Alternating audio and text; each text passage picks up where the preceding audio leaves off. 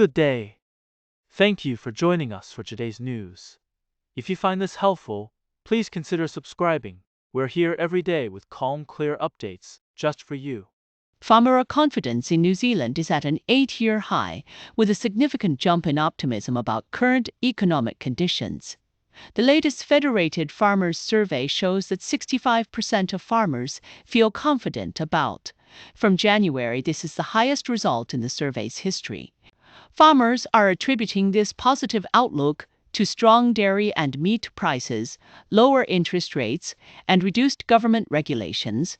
Federated Farmers President Wayne Langford says this is a positive result not just for farmers but for New Zealand as a whole, with 80% of dairy farmers reporting a profit. However, arable farming is lagging with only 11% reporting a profit. Mental health among rural communities has also improved, with a net 26% positives sentiment in January 2023. Despite these improvements, farmers still face challenges, including regulation, 10 piece. As the sector looks to the future, there is a mix of optimism and caution, with economists noting that while prices are up, global production fluctuations could impact the market. A 10-year-old boy named Strikes Taupō has been identified as the victim of a tragic crash near Taupō. The incident occurred on State Highway 1 near Motutere on July the 4th. When two vehicles collided, emergency services responded quickly, but Strikes did not survive. The local community is in mourning, and the crash has raised serious concerns about road safety. In the area, police are still investigating cause of the collision, and the details remain under review. Strikes' death has shocked the region, leading to calls for stricter enforcement of speed limits and improved road signage. His story is a heartbreaking reminder of the fragility of life and the need for vigilance on the road. As the community comes together to support Strikes' family, his memory will serve as a powerful catalyst for change and reflection on road safety practices. In a heartbreaking incident on State Highway 1 near Motutere, a 10-year-old boy lost his life in a two-vehicle collision on the evening of July the 4th.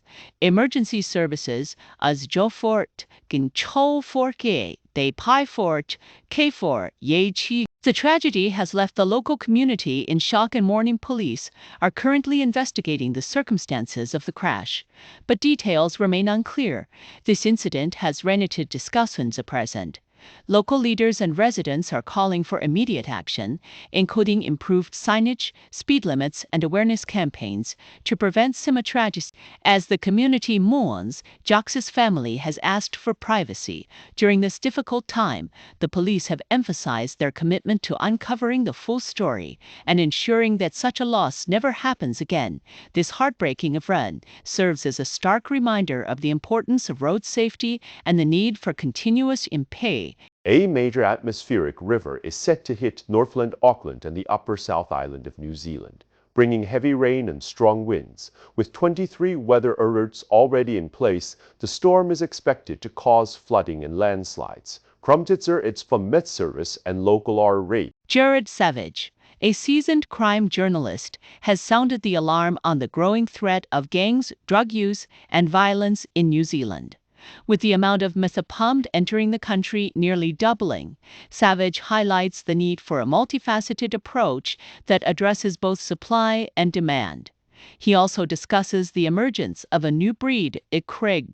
Despite the grim nature of his work, Savage remains hopeful, emphasizing the importance of understanding the complexities of criminal behavior and investing in rehabilitation and support systems for those affected by addiction. New Zealand's cricket team, the Black Caps, are preparing for a crucial two-test series against Zimbabwe. Coach Rob Walter, in his first tour in charge, is optimistic about the team's ability to adapt and perform well. The Black Caps went unbeaten in a recent T20 tri-series in Zimbabwe. Star players like David Conway and Matt Henry shone, with Conway stepping in as a replacement and delivering strong performances. Now the team is looking to carry that momentum into the test series, which starts in Bulawayo. Zimbabwe, however, has had a challenging year so far, losing, but Walter believes Zimbabwe will be a stronger team in this series, with some key players returning. The Black Caps are determined to maintain their high standards and deliver strong performances in both test matches. This series is a significant opportunity.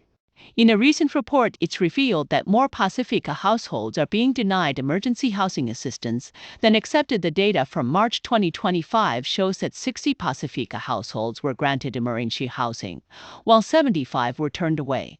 This highlights a growing gap in the system, as many eligible. The Ministry of Housing and Urban Development explains that a decline in applications means they were processed but deemed ineligible. However, the report warns that this doesn't necessarily reflect the full demand, as some may not even apply due to confusion or lack of awareness. Charities and advocates are raised as an asking discuss. For Maori, who make up over half of emergency housing clients, the numbers show a similar trend, with more households denied assistance than granted. The report books the urgent need for better support system, especially for vulnerable communities like Pacifica and Maori, as housing costs rise and poverty deepens. The call for immediate as housings. In a heated debate over electoral reform, New Zealand's Attorney General Judith Collins has raised serious concerns about the government's proposed changes to the electoral laws. She argues that the new rules, which would prohibit prisoners from voting and end the ability to register on election day. Collins has highlighted that younger people, Maori, Asian, and Pacific Islander communities are among those most affected by the changes. The government, led by Prime Minister Kui stated the current system is unsustainable. Luxon has pointed to Australia as an example.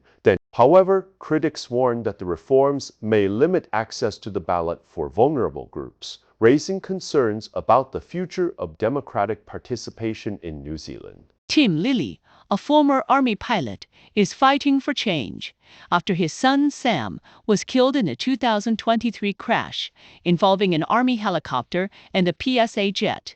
Tim is pushing for better safety measures around Washington, the families of the service members who died, making it clear he doesn't blame them but the leadership.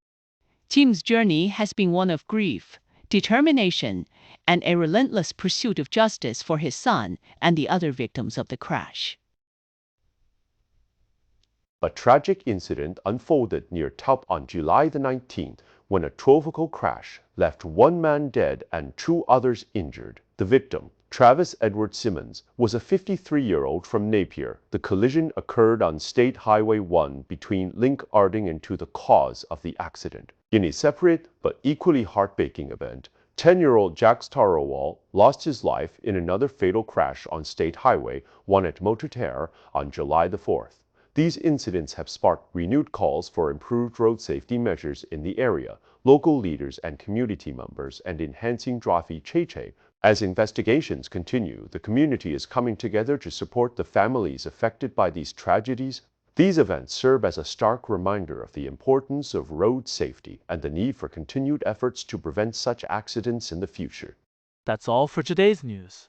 We appreciate your time. If you enjoyed this update, please consider subscribing. Your support helps us keep going.